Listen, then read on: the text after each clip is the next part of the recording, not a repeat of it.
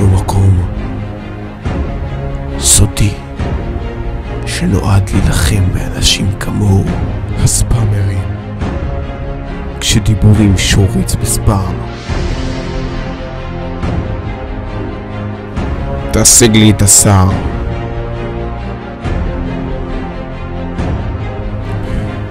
הוא נקרא חמ"ל FXP. אז מה אתה אומר?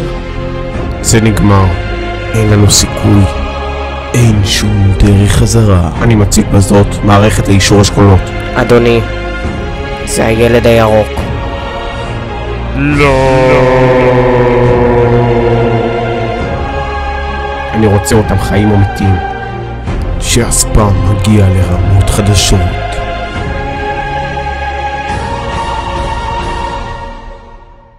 זה לא היה אמור לקרות.